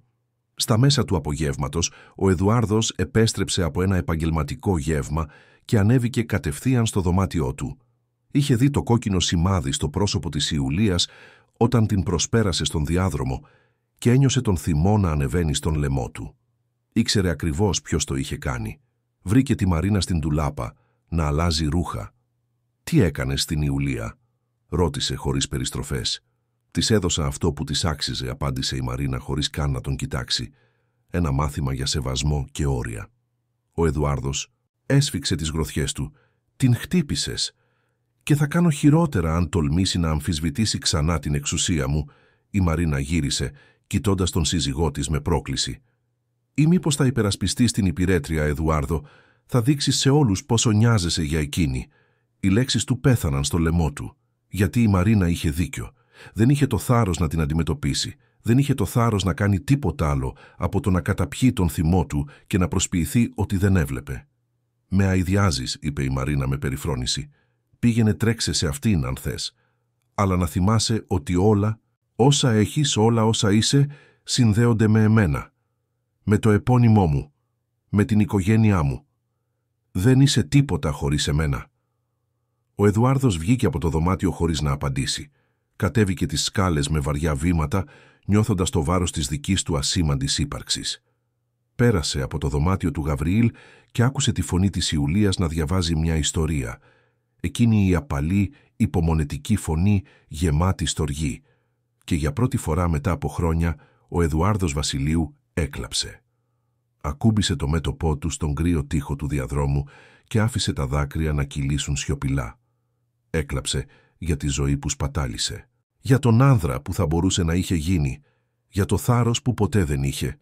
Η νύχτα έφτασε και μαζί της μια ένταση που φαινόταν να ηλεκτρίζει τον αέρα της έπαυλης. Ο Γαβριήλ δεν ήθελε να κοιμηθεί, εφευρίσκοντας δικαιολογίες για να μείνει η Ιουλία περισσότερο στο δωμάτιό του. Ζητούσε περισσότερες ιστορίες, περισσότερο νερό, περισσότερες κουβέρτες. Οτιδήποτε για να την κρατήσει εκεί, για να την κρατήσει ασφαλή. Αλλά τελικά η κούραση τον νίκησε και αποκοιμήθηκε κρατώντας το χέρι της. Η Ιουλία βγήκε από το δωμάτιο και κατέβηκε στην κουζίνα σκεπτόμενη να φτιάξει ένα τσάι πριν πάει στο δικό της δωμάτιο. Το σπίτι ήταν βυθισμένο στη σιωπή. Η Μαρίνα είχε φύγει για δείπνο με φίλες. Ο Εδουάρδος ήταν κλειδωμένος στο γραφείο. Οι άλλοι υπάλληλοι είχαν ήδη φύγει. Τελείωνε να ετοιμάζει το τσάι όταν άκουσε έναν θόρυβο από έξω, έναν πνιγμένο ήχο, σαν βήματα στην περιοχή της πισίνας. Η Ιουλία συνοφριώθηκε και πλησίασε το παράθυρο, προσπαθώντας να δει μέσα από το τζάμι. Δεν υπήρχε κανείς, μόνο τα φώτα της πισίνας να αντανακλώνται στο νερό, δημιουργώντας χορευτικές σκιές. Η Ιουλία ανασήκωσε τους ώμους, νομίζοντας ότι είχε φανταστεί, και επέστρεψε να πάρει την κούπα της. Αλλά όταν γύρισε, ένας άνδρας στεκόταν στην πόρτα της κουζίνας. Έβγαλε μια πνιγμένη κραυγή και η κούπα έπεσε στο πάτωμα, θρηματιζόμενη σε 1000 κομμάτια. Ο άνδρας ήταν ψηλός, ντυμένος στα μαύρα, με το πρόσωπό του εν μέρη καλυμμένο από ένα καπέλο. Τα μάτια του ήταν ψυχρά, άδεια από οποιοδήποτε συναίσθημα. «Ποιος είστε?» ρώτησε η Ιουλία με τη φωνή της να τρέμει. «Τι θέλετε?» Ο άνδρας δεν απάντησε, απλώς έκανε ένα βήμα μπροστά. Η Ιουλία υποχώρησε μέχρι να ακουμπήσει τον πάγκο της κουζίνας. Η καρδιά της χτυπούσε τόσο δυνατά που φαινόταν ότι θα εκραγεί. Έψαξε με τα μάτια της κάτι που θα μπορούσε να χρησιμοποιήσει ως όπλο, οτιδήποτε. «Φύγε από εδώ», φώναξε. «Φύγε τώρα ή θα καλέσω την αστυνομία». «Κανείς δεν θα σε ακούσει», είπε ο άνδρας και η φωνή του ήταν χαμηλή, μονότονη. «Έχω προσληφθεί για να κάνω μια δουλειά. Δεν θα πονέσει αν δεν αντισταθείς». Η πραγματικότητα έπεσε πάνω στην Ιουλία σαν ένα σκουβά παγωμένο νερό. Πολύ καλά σχεδιασμένο ατύχημα. Η Μαρίνα τα είχε σχεδιάσει όλα. Είχε προσλάβει αυτόν τον άνδρα για να την πληγώσει, ίσως ακόμα και για κάτι χειρότερο. Ο πανικός κατέλαβε την Ιουλία, αλλά μαζί του ήρθε μια πρωτόγονη δύναμη επιβίωσης. Όταν ο άνδρας έκανε ένα ακόμα βήμα, εκείνη άρπαξε το πρώτο πράγμα που βρήκε στον πάγκο, ένα βαρύ σιδερένιο τηγάνι, και το πέταξε με όλη της τη δύναμη προς αυτόν. Το τηγάνι χτύπησε τον ώμο του άνδρα, κάνοντάς τον να υποχωρήσει με ένα γρίλισμα πόνου. Η Ιουλία δεν περίμενε να δει τι θα συνέβαινε στη συνέχεια. Έτρεξε. Έτρεξε από την πλαϊνή πόρτα της κουζίνας. Διέσχισε τον πλάγιο κήπο προς την περιοχή της πισίνας, φωνάζοντας για βοήθεια με όλη τη δύναμη των πνευμόνων της. Πάνω, στο δωμάτιο, ο Γαβριήλ ξύπνησε από τις κραυγές. Πήδηξε από το κρεβάτι και έτρεξε μέχρι το παράθυρο που έβλεπε στην πισίνα. Αυτό που είδε του πάγωσε το αίμα. Η Ιουλία να τρέχει, ένας άνδρας πίσω της, όλη η σκηνή λουσμένη στο μπλε φως της πισίνας. Το αγόρι δεν το σκέφτηκε 2 φορές. Πήρε το κινητό του, έτρεξε έξω από το δωμάτιο και κατέβηκε τις σκάλες φωνάζοντας. «Μπαμπά! Μπαμπά! Βοήθεια!» Ο Εδουάρδος βγήκε από το γραφείο τρομαγμένος. «Τι συμβαίνει, Γαβριήλ?» «Η Ιουλία. Ένας άνδρας κυνηγάει την Ιουλία». Πατέρας και γιος έτρεξαν μαζί προς τον εξωτερικό χώρο. Όταν έφτασαν, είδαν την Ιουλία να είναι στριμωγμένη κοντά στην πισίνα, με τον άνδρα να της εμποδίζει την οδό διαφυγής. Ήταν με το πρόσωπο χλωμό, τα μάτια της διάπλατα από τον τρόμο. Ο Εδουάρδος ένιωσε κάτι μέσα του να σπάει, κάτι που ήταν παγιδευμένο για χρόνια, πνιγμένο από τη δειλία και τον φόβο. Αλλά εκείνη τη στιγμή, βλέποντας την Ιουλία σε κίνδυνο, τίποτα άλλο δεν είχε σημασία. «Φύγε από κοντά της», φώναξε ο Εδουάρδος, προχωρώντας προς τον άνδρα. Ο άνδρας γύρισε έκπληκτος. «Αυτό δεν είναι δική σου υπόθεση. Έχω προσληφθεί». «Από ποιον?» απέτησε ο Εδουάρδος, αν και ήξερε ήδη την απάντηση. Ο άνδρας δεν απάντησε, απλώς έκανε ένα βήμα προς την Ιουλία. Και τότε ο Εδουάρδος έκανε κάτι που δεν είχε κάνει ποτέ στη ζωή του. Χτύπησε τον άνδρα με όλη τη δύναμη που μπόρεσε να συγκεντρώσει. Η γροθιά χτύπησε το σαγόνι, κάνοντας τον άνδρα να παραπατήσει πίσω και να πέσει στην άκρη της πισίνας. «Τρέχα, Ιουλία», φώναξε ο Εδουάρδος. «Κάλεσε την αστυνομία». Η Ιουλία έτρεξε προς το σπίτι, αλλά όταν πέρασε από τον Γαβριήλ, τον πήρε από το χέρι και τον πήρε μαζί της. Δεν θα τον άφηνε εκεί. Όχι με εκείνον τον επικίνδυνο άνδρα τόσο κοντά. Μπήκαν τρέχοντας στο σπίτι και η Ιουλία κλείδωσε όλες τις πόρτες που βρήκε στο δρόμο της. Τα χέρια της έτρεμαν τόσο πολύ που μετά βίας μπορούσε να κρατήσει το τηλέφωνο ενώ καλούσε την έκτακτη ανάγκη. Έξω, ο Εδουάρδος και ο άνδρας συνέχιζαν την αντιπαράθεση. Ο άνδρας σηκώθηκε, καθαρίζοντας το αίμα από το χείλος του και προχώρησε. Ο Εδουάρδος δεν ήταν μαχητής, δεν ήξερε να αμήνεται σωστά, αλλά πάλεψε παρόλα αυτά. Πάλεψε γιατί για πρώτη φορά μετά από χρόνια υπήρχε κάτι για το οποίο άξιζε να παλέψει. Η αστυνομία έφτασε 10 λεπτά αργότερα. Οι σιρήνες έκοβαν την ήσυχη νύχτα του κολονακίου. Όταν οι αστυνομικοί μπήκαν στην ιδιοκτησία, βρήκαν τον Εδουάρδο να κρατάει τον άνδρα στο έδαφος με δυσκολία, τραυματισμένο αλλά ζωντανό, και την Ιουλία αγκαλιασμένη με τον Γαβριήλ μέσα στο σπίτι και οι δύο τρέμοντας αλλά ασφαλείς. Ο άνδρας συνελήφθη. Και όταν οι αστυνομικοί ρώτησαν ποιος τον είχε προσλάβει, δίστασε μόνο για λίγα δευτερόλεπτα πριν πει το όνομα. Μαρίνα Αλμέιδα Βασιλείου. Η είδηση διαδόθηκε σαν πυρκαγιά. Το επόμενο πρωί, η απόπειρα επίθεσης εναντίον της Ιουλίας ήταν σε όλες τις ειδήσεις. Η Νταντά που παραλίγο να δεχθεί επίθεση στην έπαυλη του δισεκατομμυριούχου επιχειρηματία. Η σύζυγος που προσέλαβε έναν εγκληματία για να εξοντώσει την υπάλληλο. Το σκάνδαλο ήταν τεράστιο. Η Μαρίνα συνελήφθη μόλις επέστρεψε στο σπίτι. Οι κάμερες κατέγραψαν τα πάντα, να τις περνούν χειροπέδες, να φωνάζει ότι ήταν παρεξήγηση, ότι είχε αποδείξεις της αθωότητάς της. Αλλά οι αποδείξεις έδειχναν όλες προς την αντίθετη κατεύθυνση. Η Ιουλία ήταν στο νοσοκομείο όταν έμαθε για τη σύλληψη. Οι γιατροί την εξέτασαν, της περιποιήθηκαν τις εκχυμώσεις και το συναισθηματικό σοκ. Ο Εδουάρδος έμεινε δίπλα της όλη την ώρα, κρατώντας της το χέρι, ζητώντας επανειλημμένα συγγνώμη που δεν το είχε αντιληφθεί νωρίτερα, που δεν την είχε προστατεύσει.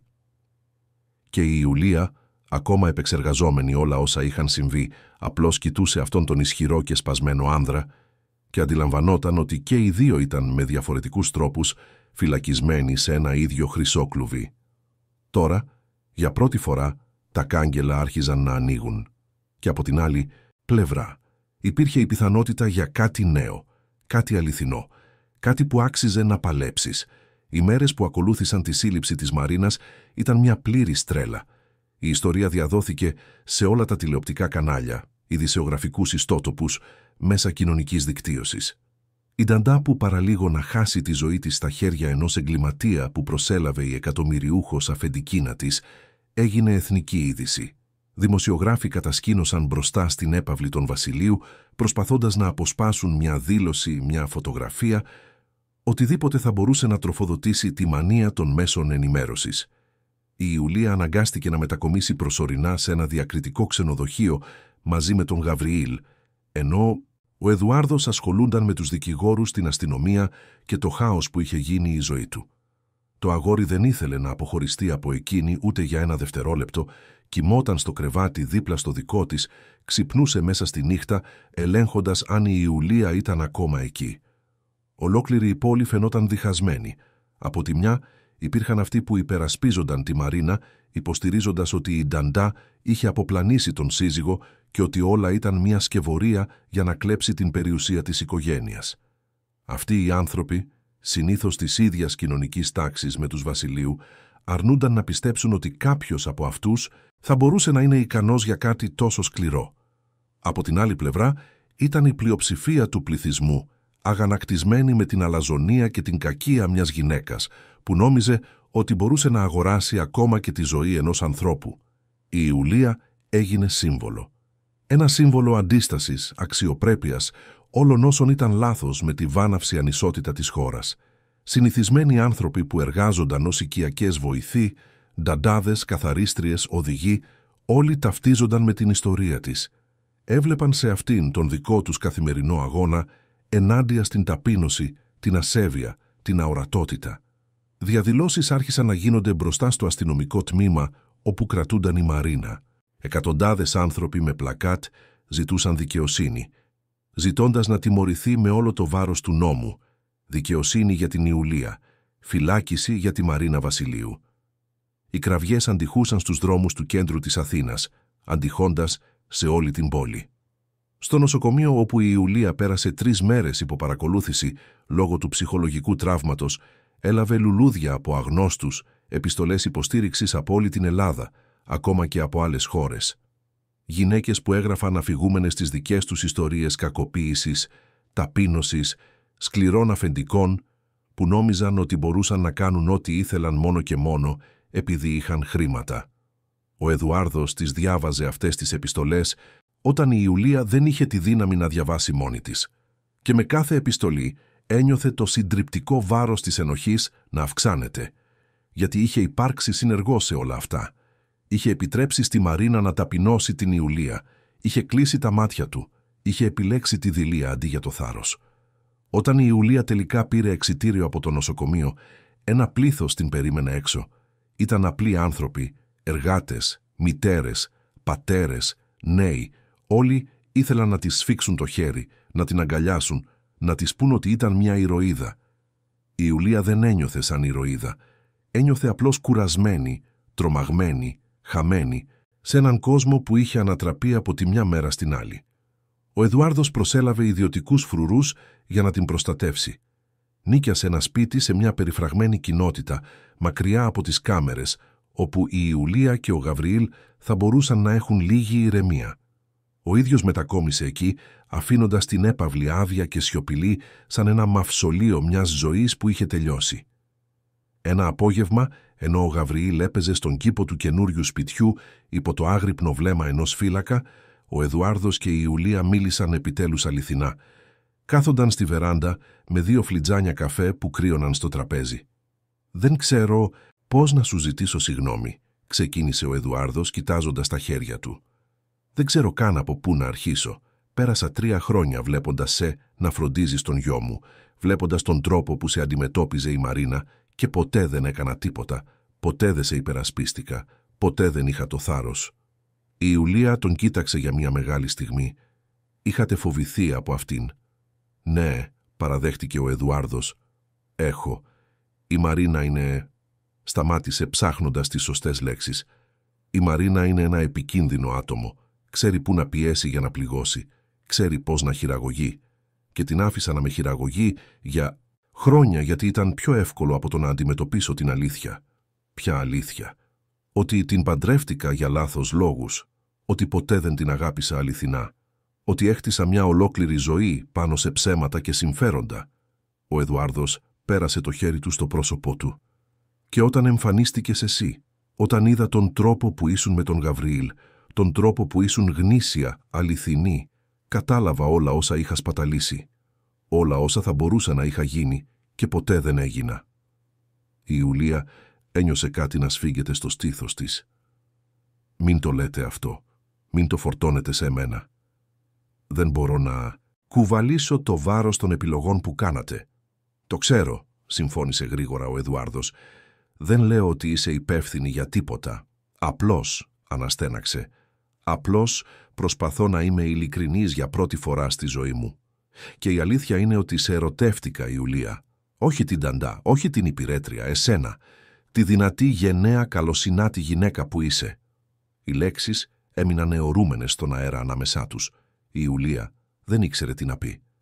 Ένα μέρος της ήθελε να σηκωθεί και να φύγει από εκεί, γιατί αυτό ήταν πολύ περίπλοκο, πολύ επικίνδυνο, αλλά ένα άλλο μέρος, ένα μικρό μέρος, που μετά βίας τολμούσε να αναγνωρίσει, ένιωθε κάτι παρόμοιο.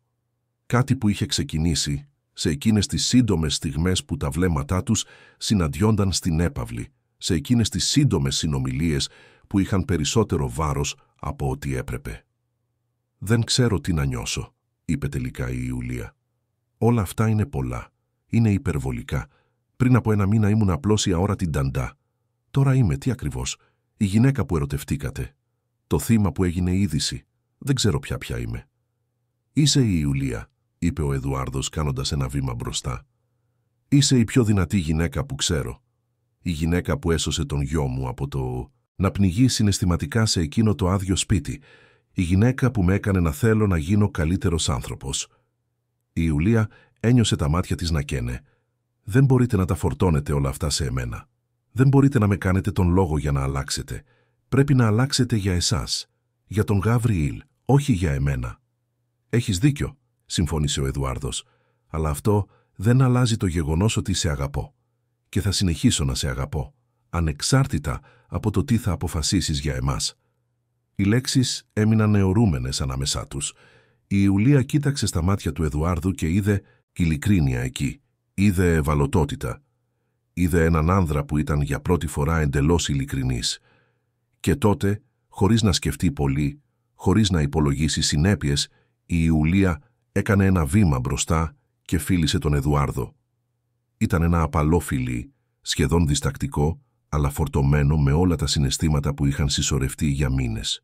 Φόβο, ελπίδα, επιθυμία, τρυφερότητα. Όταν χωρίστηκαν και οι δύο είχαν λαμπερά μάτια. Ο Εδουάρδος κράτησε το πρόσωπο της Ιουλίας με λεπτότητα, σαν να ήταν φτιαγμένη από κρίσταλο. «Θα πάμε αργά», ψιθύρισε η Ιουλία. «Θα το ανακαλύψουμε μαζί, μια μέρα τη φορά. Αλλά προς το παρόν χρειάζομαι απλώς να συνεχίσεις να είσαι παρόν. Για τον Γαβριήλ και για εμένα». Ο Εδουάρδος συμφώνησε, χαμογελώντας με έναν τρόπο που η Ιουλία δεν είχε ξαναδεί. Ένα γνήσιο χαμόγελο, χωρίς μάσκες, χωρίς προσποιήσεις. Υπόσχομαι. Τις επόμενες εβδομάδες, η σχέση μεταξύ της Ιουλίας και του Εδουάρδου αναπτύχθηκε. Ήταν προσεκτική, διακριτική, κυρίως λόγω του Γαβριήλ. Δεν ήθελαν να μπερδέψουν το αγόρι, δεν ήθελαν να νομίζει ότι όλα άλλαζαν πολύ γρήγορα. Αλλά ο Γαβριήλ, με εκείνη την οξία αντίληψη που έχουν τα παιδιά, ήδη ήξερε. Έβλεπε τον τρόπο που ο πατέρας του κοιτούσε την Ιουλία. Έβλεπε πώς οι δύο μιλούσαν χαμηλόφωνα όταν νόμιζαν ότι εκείνος δεν πρόσεχε. Και αυτό τον έκανε ευτυχισμένο με έναν τρόπο που δεν μπορούσε να εξηγήσει. Ένα πρωί, ενώ έπαιρναν μαζί καφέ, ο Γαβριήλ κοίταξε τους δύο ενήλικες και είπε από το πουθενά «Θα παντρευτείτε». Ο Εδουάρδος παραλίγο να πνιγεί με τον καφέ. Η Ιουλία κοκκίνησε. «Τι?» «Θα παντρευτείτε», επανέλαβε ο Γαβριήλ με την απόλυτη βεβαιότητα ενός 8χρονου παιδιού. «Και τότε η Ιουλία θα είναι η αληθινή μου μαμά, όχι μόνο από καρδιάς». Η Ιουλία ένιωσε τα μάτια της να γεμίζουν δάκρυα. Σηκώθηκε από την καρέκλα, πήγε στον Γαβριήλ και τον αγκάλιασε σφιχτά. «Είμαι ήδη η μαμά σου από καρδιάς, αγάπη μου, και αυτό δεν θα αλλάξει ποτέ. Αλλά θα ήταν καλύτερα αν ήσουν και η αληθινή μου μαμά», επέμεινε ο Γαβριήλ αγκαλιάζοντας πίσω. Ο Εδουάρδος παρακολουθούσε τη σκηνή με ένα συγκινημένο χαμόγελο και εκείνη τη στιγμή ήξερε ακριβώς τι έπρεπε να κάνει. Εκείνο το ίδιο απόγευμα τηλεφώνησε στους δικηγόρους και επιτάχυνε τη διαδικασία του διαζυγίου. Δεν θα περίμενε τη δίκη της Μαρίνας. Δεν θα περίμενε τίποτα άλλο. Είχε ήδη χάσει πάρα πολύ χρόνο. Η Μαρίνα δικάστηκε 3 μήνες αργότερα. Η δίκη μεταδόθηκε ζωντανά από την τηλεόραση, προσελκύοντας εκατομμύρια θεατές. Οι αποδείξεις ήταν αδιαμφισβήτητες. Ο άνδρας που προσέλαβε ομολόγησε τα πάντα λεπτομερώς. Τα μηνύματα στο κινητό της επιβεβαίωσαν τον σχεδιασμό. Οι μάρτυρες επιβεβαίωσαν το ιστορικό κακοποίησης και ταπείνωσης κατά της Ιουλίας. Η εισαγγελία ζήτησε 20 χρόνια φυλάκισης. Η υπεράσπιση της Μαρίνας προσπάθησε να υποστηρίξει ότι έπασχε από ψυχολογικά προβλήματα, ότι δεν ήταν σε πλήρη διάβγεια, αλλά κανείς δεν πίστεψε. Όταν ο δικαστής εξέδωσε την ποινή 15 χρόνια φυλάκισης σε κλειστό σοφρονιστικό ίδρυμα, ολόκληρη η χώρα πανηγύρισε. Η Ιουλία παρακολούθησε την ετυμηγορία από την τηλεόραση, καθισμένη στον καναπέ του σπιτιού της περιφραγμένης κοινότητας, με τον Γαβριήλ από τη μία πλευρά και τον Εδουάρδο από την άλλη. Δεν ένιωσε χαρά, δεν ένιωσε θυμό. Μόνο μια βαθιά ανακούφιση που όλα αυτά είχαν επιτέλους τελειώσει. Που μπορούσε να προχωρήσει χωρίς να κοιτάξει πίσω, χωρίς φόβο, χωρίς αυτή την απειλητική σκιά πάνω στη ζωή της. «Τελείωσε», ψιθύρισε ο Εδουάρδος, κρατώντας το χέρι της. «Επιτέλους τελείωσε». Ο Γαβριήλ αγκάλιασε την Ιουλία από τη μέση. «Τώρα μπορείς να μείνεις για πάντα». Και η Ιουλία, με δάκρυα να κυλούν στο πρόσωπό της, συμφώνησε. «Τώρα μπορώ να μείνω για πάντα». Αλλά η ιστορία απήχε πολύ από το να τελειώσει. Γιατί έξω από αυτή τη φούσκα ειρήνης που είχαν χτίσει, υπήρχαν ακόμα άνθρωποι που δεν δέχονταν τη σχέση μεταξύ της Ιουλίας και του Εδουάρδου. Άνθρωποι που πίστευαν ότι μία νταντά δεν είχε το δικαίωμα να καταλάβει τη θέση μιας βασιλείου. Και ένα από αυτά τα άτομα, μία πρώην ερωμένη του Εδουάρδου που η Μαρίνα είχε χειραγωγήσει χρόνια πριν, σχεδίαζε τη δική της μορφή εκδίκησης. Μια εκδίκηση που θα έθετε τα πάντα σε κίνδυνο ξανά. Αλλά αυτή τη φορά η Ιουλία δεν ήταν πια μόνη. Αυτή τη φορά είχε μια οικογένεια να παλεύει στο πλευρό της. Και μαζί θα αντιμετώπιζαν κάθε καταιγίδα που θα ερχόταν. Η απειλή ήρθε από εκεί που η Ιουλία το περίμενε λιγότερο. 3 μήνες μετά την καταδίκη της Μαρίνας, όταν εκείνη και ο Εδουάρδος άρχιζαν επιτέλους να σχεδιάζουν τον γάμο, μια γυναίκα εμφανίστηκε στα μέσα κοινωνικής δικτύωσης, ισχυριζόμενη ότι ήταν αδελφή της Ιουλίας. Το όνομά της ήταν Πατρίτσια και σε συγκινητικά βίντεο που έγιναν γρήγορα viral, αφηγήθηκε μια καταστροφική ιστορία. Έλεγε ότι η Ιουλία είχε εγκαταλείψει μια 5χρονη κόρη χρόνια πριν, αφήνοντας το παιδί στη φροντίδα της οικογένειας, ενώ εκείνη κυνηγούσε χρήματα και πλούσιους άνδρες στην Αθήνα. Τα βίντεο εξεράγησαν. Σε 48 ώρες, εκατομμύρια άνθρωποι τα είχαν παρακολουθήσει, μοιραστεί, σχολιάσει. Η κοινή γνώμη που πριν υποστήριζε την Ιουλία, ανεπιφύλακτα άρχισε να διχάζεται ξανά. Θα ήταν αλήθεια. Θα ήταν δυνατόν η Νταντά ηρωίδα να είχε ένα τόσο σκοτεινό παρελθόν? Η Ιουλία είδε τα βίντεο σε κατάσταση σοκ. Αυτή η γυναίκα ήταν εντελώς άγνωστη. Δεν είχε ξαναδεί αυτό το πρόσωπο στη ζωή της. Δεν είχε καμία αδελφή, πολύ λιγότερο ένα εγκαταλελειμμένο παιδί. Αλλά το ψέμα ήταν τόσο καλά δομημένο, με τόσες πολλές επινοημένες λεπτομέρειες, που ακόμα και η ίδια άρχισε να αμφιβάλλει για τη δική της μνήμη για λίγα δευτερόλεπτα. Ο Εδουάρδος έδρασε αμέσως. Προσέλαβε ιδιωτικούς ερευνητές για να ανακαλύψουν ποια ήταν η Πατρίτσια και ποιος βρισκόταν πίσω από αυτή τη φάρσα. Η απάντηση ήρθε σε λιγότερο από μία εβδομάδα. Η Πατρίτσια ήταν μία άνεργη ηθοποιός που είχε προσληφθεί για να προσποιηθεί ότι ήταν αδελφή της Ιουλίας. Και αυτή που την προσέλαβε ήταν η Σιλβάνα, μια πρώην ερωμένη του Εδουάρδου που η Μαρίνα είχε χειραγωγήσει χρόνια πριν, κάνοντάς την να πιστέψει ότι είχε απορριφθεί λόγω της Ιουλίας. Η Σιλβάνα ήταν αιμονική. Τους τελευταίους μήνες είχε δημιουργήσει ψεύτικα προφίλ στα μέσα κοινωνικής δικτύωσης, είχε διαδώσει φήμες, είχε προσλάβει άλλα άτομα να εμφανίζονται προσποιούμενοι ότι ήταν συγγενείς ή γνωστοί της Ιουλίας, με επινοημένες ιστορίες προδοσίας, κλοπής και εγκατάλειψης. Ήθελε να καταστρέψει τη φήμη της Ιουλίας με τον ίδιο τρόπο που πίστευε ότι η Ιουλία είχε καταστρέψει τη ζωή της. Αλλά η Σιλβάνα δεν ήταν επικίνδυνη μόνο στα μέσα κοινωνικής δικτύωσης. Γινόταν όλο και πιο ασταθής. Άρχισε να παρακολουθεί την Ιουλία, να εμφανίζεται σε μέρη όπου ήξερε ότι θα βρισκόταν. Ένα απόγευμα εισέβαλε στην περιφραγμένη κοινότητα όπου ζούσαν, σπάζοντας το παράθυρο του σαλονιού με μια πέτρα και φωνάζοντας απειλές πριν οι φρουροί καταφέρουν να τη συλλάβουν. Ο Γαβριήλ ήταν μάρτυρας όλων.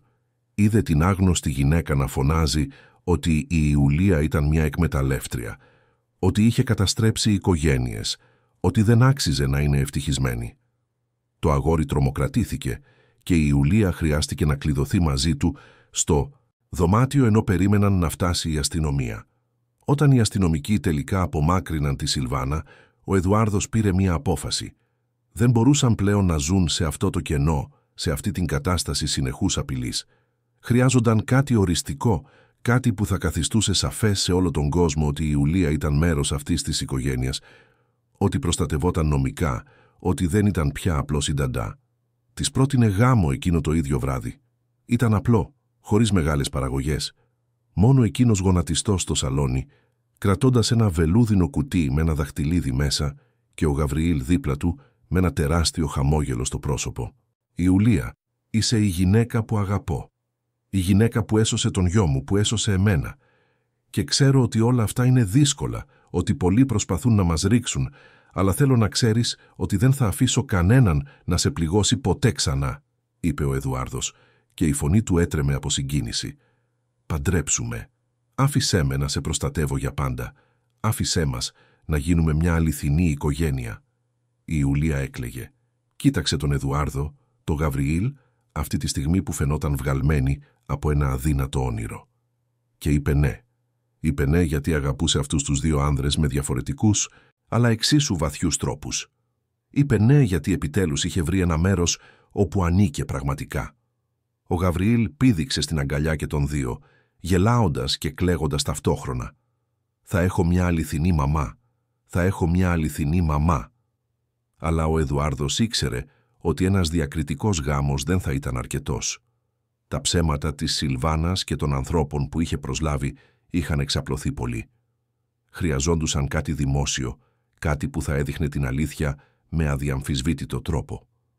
Αποφάσισε ότι ο γάμος θα μεταδιδόταν ζωντανά σε πανελλαδική μετάδοση, στο ίδιο κανάλι που μετέδωσε τη δίκη της Μαρίνας, που μετέδωσε την επίθεση, που παρακολούθησε κάθε βήμα αυτής της ιστορίας από την αρχή. Θα ήταν ένας τρόπος να κλείσει ο κύκλος, να δείξει σε ολόκληρη τη χώρα ότι η αγάπη είχε νικήσει το μίσος. Η Ιουλία φοβόταν. Το να παντρευτεί σε πανελλαδική μετάδοση σήμαινε να εκθέσει τη ζωή της με έναν τρόπο που ποτέ δεν φανταζόταν. Σήμαινε να αντιμετωπίσει εκατομμύρια βλέμματα, κρίσεις, απόψεις, αλλά ο Εδουάρδος την έπεισε ότι ήταν απαραίτητο. Ότι ήταν ο μόνος τρόπος να εξουδετερώσει όλα τα ψέματα μία για πάντα. Οι προετοιμασίες ξεκίνησαν. Ο γάμος θα γινόταν σε μια ιστορική εκκλησία στο κέντρο της Αθήνας, την ίδια όπου είχαν παντρευτεί οι παππούδες του Εδουάρδου πριν από δεκαετίες. Η Ιουλία επέλεξε ένα απλό αλλά κομψό φόρεμα, χωρίς υπερβολές, γιατί ήθελε να νιώθει ο εαυτός της, όχι ένας χαρακτήρας. Ο Γαβριήλ θα ήταν ο παραγαμπρός.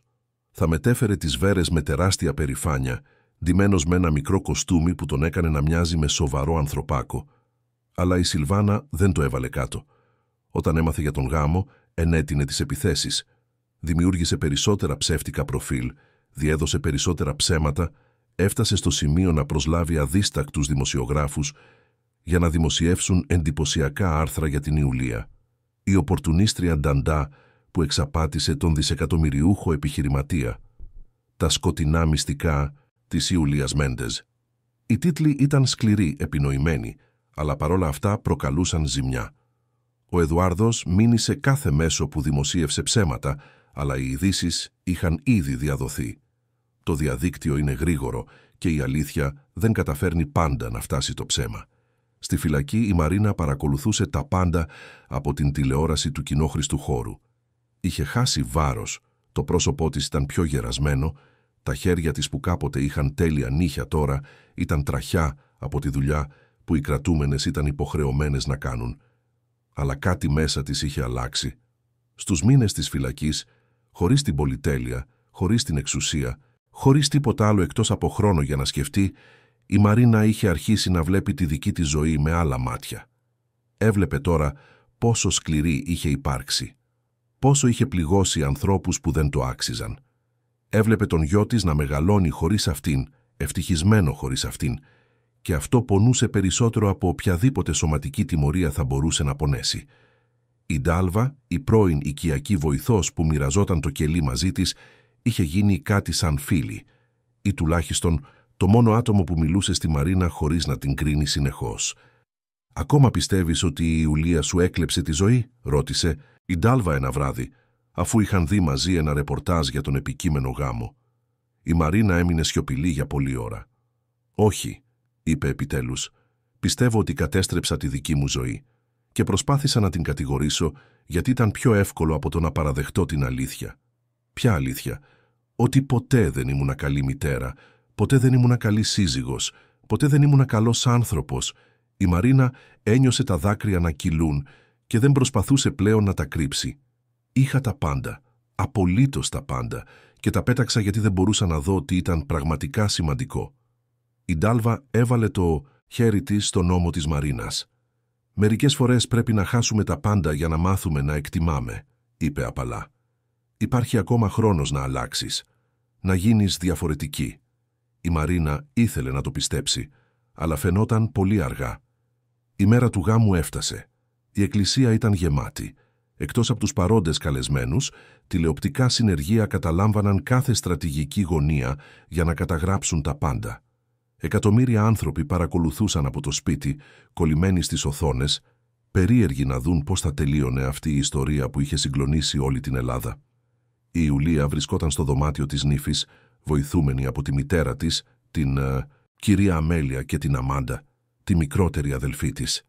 Οι τρεις έκλαιγαν και γελούσαν ταυτόχρονα, ακόμα δεν μπορούσαν να πιστέψουν ότι αυτό συνέβαινε πραγματικά. «Κόρη μου, το αξίζεις», έλεγε η κυρία Αμέλεια, ενώ της έστρωνε το πέπλο της Ιουλίας. «Ήσουν πάντα τόσο δυνατή, τόσο καλή. Ο Θεός σε ανταμείβει». Η Ιουλία αγκάλιασε τη μητέρα της σφιχτά. «Ευχαριστώ, μαμά, για όλα. Που με μεγάλωσες σωστά. Που με έμαθες να μην σκύβω το κεφάλι». Από την άλλη πλευρά της εκκλησίας, ο Εδουάρδος περίμενε στο βωμό με τον Γαβριήλ δίπλα του. Το αγόρι κρατούσε το μαξιλαράκι με τις βέρες, σαν να ήταν ο μεγαλύτερος θησαυρός στον κόσμο. «Μπαμπά, είσαι νευρικός?» ρώτησε ο Γαβριήλ κοιτάζοντας ψηλά. «Πολύ», παραδέχτηκε ο Εδουάρδος χαμογελώντας. «Αλλά είναι το καλό είδος νευρικότητας». «Κι εγώ», ομολόγησε ο Γαβριήλ, «αλλά είμαι πιο χαρούμενος παρά νευρικός». Ο Εδουάρδος ένιωσε το στήθος του να σφίγγεται από συγκίνηση. Κράτησε το χέρι του γιού του. «Κι εγώ, γιέ μου, κι εγώ». Η μουσική άρχισε να παίζει. Οι πόρτες της εκκλησίας άνοιξαν και η Ιουλία μπήκε, περπατώντας αργά στον κεντρικό διάδρομο. συνοδευόμενη από τον αδελφό της Ροδρίγο, ο οποίος θα την οδηγούσε στο βωμό. Ήταν πανέμορφη, όχι με τον τρόπο που είναι όμορφες οι κοσμικές κυρίες, με έντονο μακιγιάζ και πανάκριβα φορέματα. Η Ιουλία ήταν όμορφη με έναν γνήσιο τρόπο, ακτινοβόλα, με τα μάτια της να λάμπουν από αληθινή ευτυχία. Όταν ο Εδουάρδος την είδε, ένιωσε τα δάκρυα να κυλούν χωρίς ντροπή. Δεν τον ένοιαζαν οι κάμερες, τα εκατομμύρια των ανθρώπων που παρακολουθούσαν. Μπορούσε να δει μόνο την Ιουλία, τη γυναίκα που άλλαξε τη ζωή του εντελώς. Αλλά όταν η Ιουλία βρισκόταν λίγα μέτρα από το βωμό, οι πόρτες της εκκλησίας άνοιξαν βίαια. Η Σιλβάνα μπήκε τρέχοντας με την Πατρίτσια, την ψεύτικη αδελφή, και άλλα 2 άτομα που είχαν προσληφθεί για να επινοήσουν ιστορίες για την Ιουλία. «Αυτός ο γάμος δεν μπορεί να γίνει», φώναξε η Σιλβάνα, και η φωνή της αντίχησε σε όλη την εκκλησία. «Αυτή η γυναίκα είναι ψεύτρα, μια εκμεταλλεύτρια, εγκατέλειψε μια κόρη». Η αναταραχή ήταν άμεση. Οι φρουροί έτρεξαν προς τη Σιλβάνα, αλλά εκείνη συνέχιζε να φωνάζει, δείχνοντας χαρτιά που ισχυριζόταν ότι ήταν αποδείξεις, δείχνοντας την Πατρίτσια σαν να ήταν πραγματικά αδελφή της Ιουλίας. Η Ιουλία ένιωσε τον πανικό να ανεβαίνει. Όλα κατέρεαν. Όλοι αυτοί οι άνθρωποι παρακολουθούσαν, όλες αυτές οι κάμερες μεταδίδονταν ζωντανά, και τώρα αυτή η γυναίκα κατέστρεφε τα πάντα στην πιο σημαντική στιγμή της ζωής της, αλλά ήταν ο Γαβριήλ που έσωσε τα πάντα. Το 8χρονο αγόρι, κρατώντας ακόμα το μαξιλαράκι με τις βέρες, περπάτησε μέχρι το μικρόφωνο που βρισκόταν στο βωμό. Ανέβηκε στο σκαμπό για να φτάσει και είπε, με τη σταθερή φωνή κάποιου που ήξερε ακριβώς τι έκανε, «Σταματήστε, όλοι σας, σταματήστε και ακούστε». Η σιωπή κατέλαβε την εκκλησία. Όλα τα κεφάλια στράφηκαν προς το αγόρι. Ο Γαβριήλ έβγαλε το κινητό του από την τσέπη του σακακιού του. «Έχω αποδείξεις για το ποιος ψεύδεται εδώ. Και δεν είναι η Ιουλία».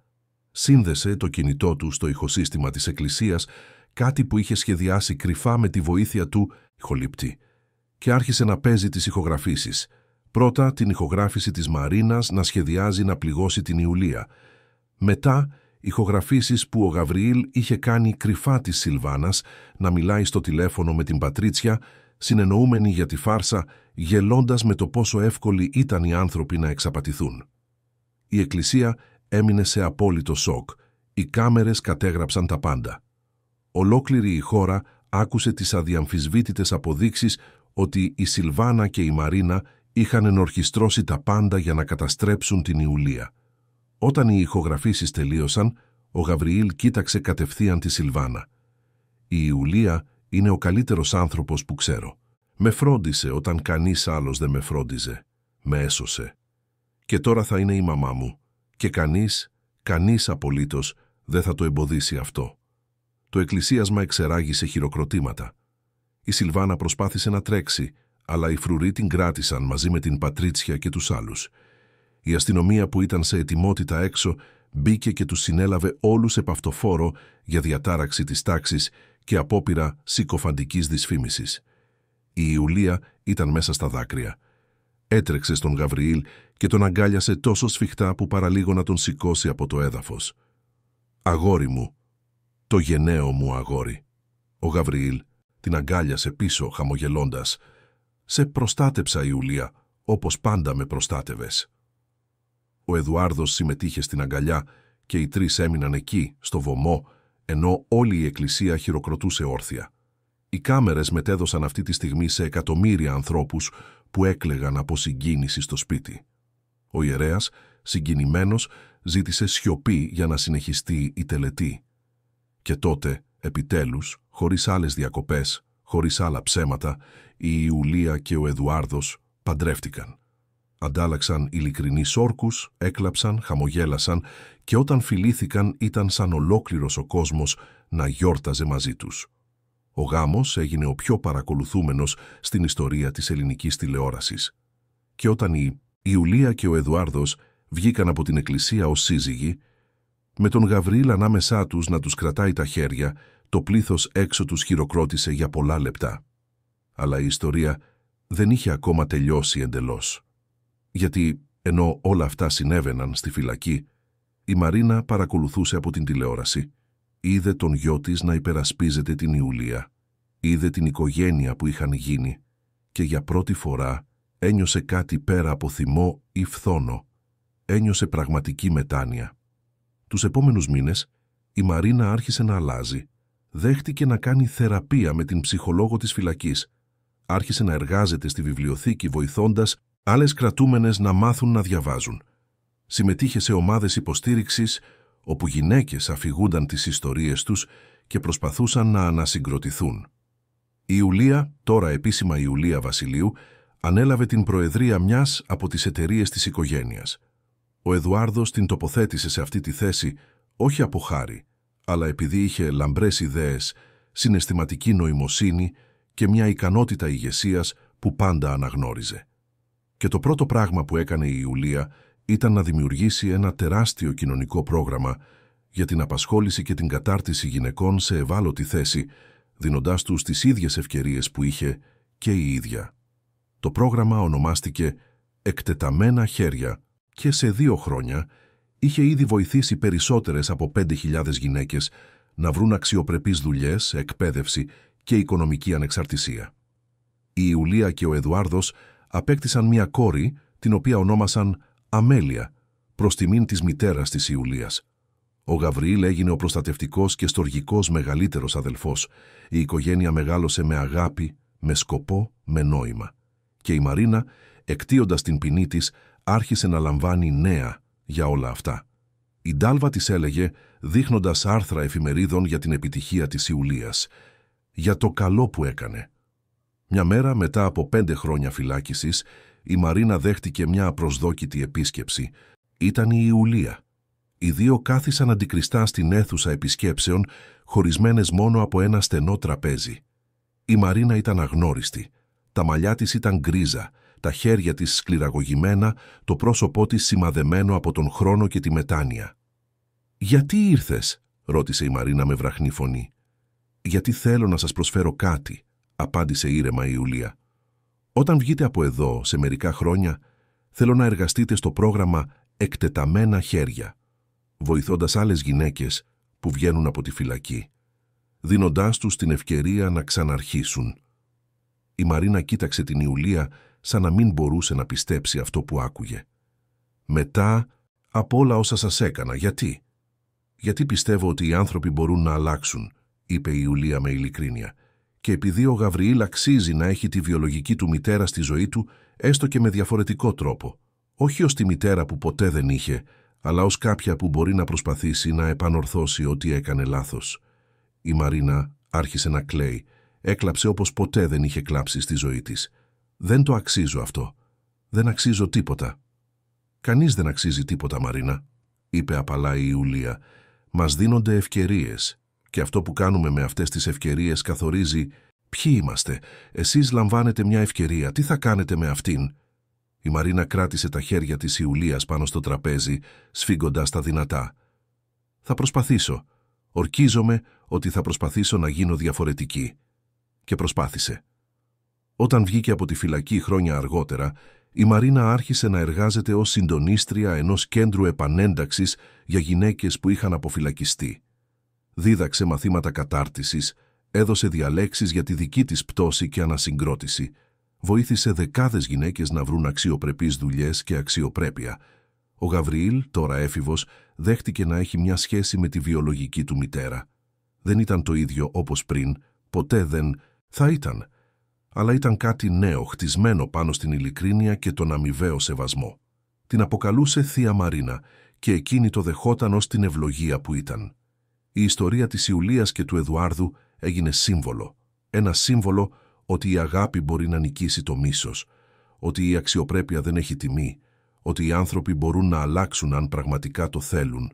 Και η Μαρίνα, εργαζόμενη κάθε μέρα για να βοηθήσει άλλες γυναίκες, βρήκε επιτέλους έναν σκοπό που ξεπερνούσε τις εμφανίσεις και τον πλούτο.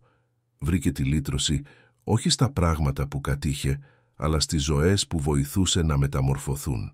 Μια μέρα άνοιξε την πόρτα του κέντρου επανένταξης για να υποδεχτεί μια νέα γυναίκα που μόλις είχε βγει από τη φυλακή. Η γυναίκα ήταν τρομαγμένη, χαμένη, χωρίς να ξέρει τι να κάνει με την ελευθερία. Η Μαρίνα χαμογέλασε, της έδωσε το χέρι και είπε «Καλώς ήρθες». Εδώ θα έχεις την ευκαιρία να ξαναρχίσεις. Και εγώ θα σε βοηθήσω, γιατί κάποιος μια μέρα με βοήθησε όταν δεν το άξιζα. Η γυναίκα κράτησε το χέρι της Μαρίνας και σε αυτό το σφίξιμο χεριών υπήρχε ελπίδα. Υπήρχε η υπόσχεση ότι ποτέ δεν είναι αργά για να αλλάξεις, ότι ποτέ δεν είναι αργά για να επιλέξεις να γίνεις καλύτερος. Και ενώ η Μαρίνα οδηγούσε αυτή τη γυναίκα μέσα στο κέντρο, κοίταξε τον ουρανό και ευχαρίστησε. Ευχαρίστησε που είχε χάσει τα πάντα, γιατί μόνο έτσι έμαθε τι ήταν πραγματικά σημαντικό. Ευχαρίστησε την Ιουλία, που της έδωσε μια ευκαιρία όταν όλοι νόμιζαν ότι δεν το άξιζε. Ευχαρίστησε για τη λύτρωση που είχε βρει στο πιο απίθανο μέρος, στα χέρια εκείνου που είχε πληγώσει περισσότερο. Η ζωή είχε κάνει έναν πλήρη κύκλο. Και στο τέλος όλοι βρήκαν τη θέση τους. Η Ιουλία αγαπημένη και σεβαστή. Ο Εδουάρδος επιτέλους ολοκληρωμένος. Ο Γαβριήλ ευτυχισμένος και ασφαλής. Και η Μαρίνα μεταμορφωμένη και χρήσιμη.